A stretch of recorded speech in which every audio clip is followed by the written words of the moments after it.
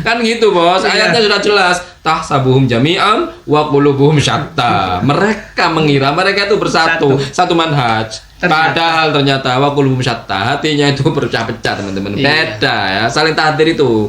Assalamualaikum warahmatullahi wabarakatuh. Halo teman-teman, ketemu lagi dengan Dua Bang Desa ya di channel Mr. Coach. Yuk mari kita ngobrol di channel ini. Tetap berpuasa dan tetap ngopi, ngolah pikir dengan share serius tapi santai. Kita langsung ke Maisa Al-Fatih.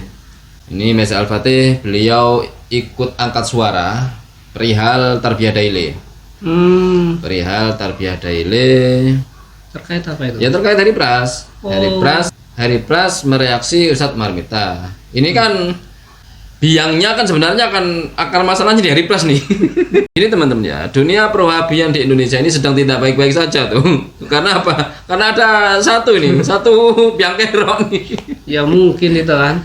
Ya gara-gara orang satu ini Hari Pras ini teman-teman. Di mana-mana Hari Pras ini semua ustadz dikomentarin, semua ustadz dihujat, semua dicibir, semua dikritik. Seperti apa narasi Maisa Al-Fatih, tanggapannya, pembelaannya terhadap Hari Pras, ya bos ya, karena ditanggapi oleh Tarbiyah Daily. Oke. Saya dinasehati oleh seorang ustadz, tentunya Ustadz Salafi teman-teman, menyatakan bahwa Ustadz Umar ini bukanlah Ustadz Salafi. Di dalam video ini sahabatku semua, jelas sekali Ustadz Umar Mita ini teman-teman marah-marah dan arahnya kepada manhaj salaf. Oke. Pertama tadi bos, berarti ini Maisa Al-Fatih ini dikasih tahu tuh oleh para ustadznya bahwasanya Ustadz Umar Mita ini bukan Ustadz Salafi. Bukan Salafi. Dipecat tuh berarti bos. Bukan, gini. Terus kelompok ente bang Salafi bang. Salafi dari mana? Siapa yang mengklaim Salafi ini? Siapa? Semuanya. Hah? Semua orang pasti akan mengikuti salafus soleh bang. Ya. Ini karena mereka ini sekarang sudah bergeser. Dulu kan takfir itu suka mengkafir-kafirkan. Ini bukan Islam, ini bukan Islam. Sekarang bergeser agak halus. Ini bukan Salafi. Ini bukan Salafi. Salafi ini kan pengikut setia tuh, pengikut generasi awal tuh. Identiknya dengan Islam kan begitu kan sebenarnya kan. Ini penggiranya seperti itu saja. Kalau berarti kelompoknya mereka tuh yang Salafi. Berarti yang lainnya enggak. Padahal yang bukan kelompok Salafi ya mereka. Kan mereka pengikut Muhammad bin Abdul Wahab sama Ibnu Taimiyah. Ibnu Taimiyah tuh apa? Bukan ulama salah, bukan kholaf, mutakhirin. Apalagi Muhammad bin Abdul Wahab itu di belakangnya lagi jauh kan begitu bang. Ini anda ini loh menentukan Salafi loh. Lah kok enak bener ya bener kata Ustadz Mita. Lah kok enak bener ente kalau ngomongin loh. Di dalam video ini sahabatku semua, jelas sekali Ustadz Umar Mita ini teman-teman marah-marah dan arahnya kepada manhaj salaf, kepada ustadz-ustadz Salafi atau kepada orang-orang yang disebut sebagai Wahabi. Memang beliau tidak menyebutkan nama, tetapi jelas sekali teman-teman arahnya kepada siapa. Oke, langsung saja. Oke. Ustadz Umar Mita marah-marah itu karena ada pertanyaan tentang ta'aruf itu kan ya. Mungkin sebegitu seringnya Ustadz Umar Mita ini mendapatkan cerita semacam itu, emosi juga tuh. Oh iya bisa bos. Kalau cuma itu pertanyaan pertama kali nggak bakal emosi. Ini karena keseringan tuh. Jadi emosi ini kok makin kacau ini sih. Kan gitu orang Islam itu akhirnya emosi kemana-mana. Dan ini Maisa Al-Fatih ini, walaupun Ustadz Umar Mita ini nggak ngomong suatu kelompok ya, tapi Maisa Al-Fatih ini ngerasa omongan dari Ustadz Umar Mita ini mengarah ke Wahabi tuh. Wahabinya mereka tuh ya kan.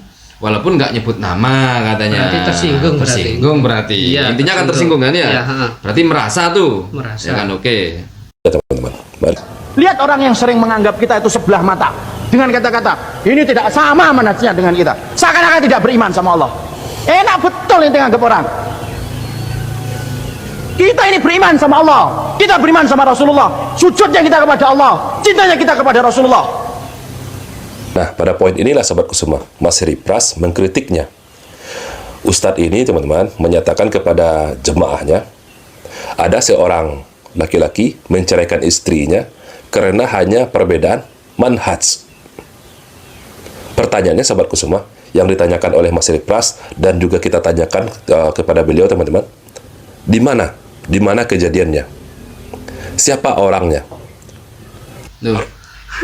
Kok masih tanya? Kan itu jamaah yang tanya, ta'aruf. Itu jamaahnya dia yang tanya, kok masih nanya siapa orangnya? Itu ada jamaah. Namanya siapa? Ta'aruf ya kan? Beda manhaj, boleh apa enggak tuh? Karena jamaah ini pasti mendengar tuh. Ya kan? Jika di banyak kasus, banyak kejadian nggak boleh, ujung-ujungnya dicerai. Iya. Ada yang nggak jadi, ada yang gagal nikah, kan begitu. Berarti permasalahan jamaahnya. Kok nanya siapa? Jamaahnya yang tanya. Apakah benar orang yang menceraikan istrinya ini seorang yang bermanhajkan salaf? Saya rasa bukanlah orang yang bermanhajkan salaf, sahabatku semua. Saya tidak pernah mendengarkan kejadian seperti ini. Tapi kalau jemaahnya LDII, ya mungkin saja seperti itu. Oke. Intinya Wahabi ini bersih. Tidak ada permasalahan sama sekali. Suci. Ketika ada orang berbuat salah sedikit, langsung mereka bukan Salafi. Mereka aswaja. Ada lagi berbuat maksiat, mereka bukan Wahabi, mereka LDII. LDII sekarang jadi kambing hitam. Oke, gini Bang. Kalau Anda sudah tahu bahwasanya Ustadz Umar Mita ini ngomongin LDII, kenapa Anda dibahas? Kenapa tersinggung tuh? Tadi kan jelas Anda tersinggung tuh. Padahal kan nggak nyebut nama. Ini kan Ustadz Umar Mita nggak nyebut nama. Kalau Anda tahu itu kejadian di LDII, yang ngapain Anda tersinggung? Ya berarti ini orang LDII yang harus tersinggung kan gitu. Faktanya orang-orang LDII mana nggak ada yang bahas Ustadz Umar Mita ini. Nggak ada yang tersinggung. Ya biasa. Anda aja kelompoknya Anda yang tersinggung, ya berarti pelaku Anda. Anu gitu di kelompok Anda pelakunya. Iya, biasanya kan nggak nyambung ini dari awal. Ini mengarahnya pasti ke Wahabi teman-teman. Walaupun Ustadz Umar Mita nggak nyebut nama, tapi ini sudah mengarah ke Wahabi. Dia sudah yakin tuh awalnya mengarah ke Wahabi. Giliran ada kasus perceraian kayak gini beda manhaj, Bukan Wahabi. bukan, nggak ada di Wahabi, itu LDI. Ya sudah, ngapain hari pras bahas, ngapain ente bahas, ngapain tarbiyah daily bahas juga. Kan gitu. Ada secara nggak langsung di sini memakan dua statement sekaligus tuh. Akhirnya tabrakan di otak. Yang pertama statement denial. Yang kedua statement pengakuan. Ya.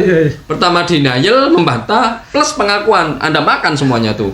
Ya, car kacih. Laki-laki ya sudah bermanhaj salaf. Rata-rata perempuannya itu ikut. Meskipun ada juga yang masih ngeyel gitu ya. Ketika Mas Ripras mengkritik Ustadz Umar Mita, Itu video Hari Plus gak dilanjutin. Itu juga ada pengakuan tuh Hari Plus. Kan tidak mungkin satu keluarga itu dibangun dengan dengan keyakinan yang berbeda. Yang satu meyakini bid'ah itu sesat, dan yang satu lagi meyakini bid'ah itu hasanah. Ya gak mungkin teman-teman. Nanti anaknya mau dikemanakan gitu. Mau ikuti Sahrukan, istrinya Hindu, Sahrukannya Islam, terus anaknya nggak jelas agamanya. Tapi kalau sudah makin ngeyel tuh, perempuannya ngeyel, ya sudah dicerai. Kalau diteruskan tuh, masa iya kayak Sahrukan nanti, nah gitu kan? Berarti mengaku itu ada berarti. Oh, sok-sok denial tapi ngaku. Ini kalau manhajnya itu nggak beres ya, kayak gitu sudah. Kalau manhaj nggak beres kayak gitu, pasti tabrakan antara statement awal dan akhir tuh nggak karu-karuan. Sama lah kayak ustadz-ustadznya itu. Nah, ini sahabatku semua.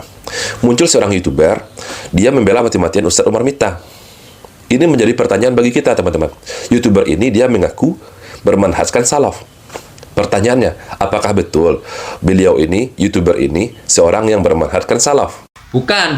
Pokoknya yang berbeda pendapat dengan kalian tuh bukan salaf. Bukan salaf. Dan masing-masing kalian punya prinsip seperti itu. Bukan salaf.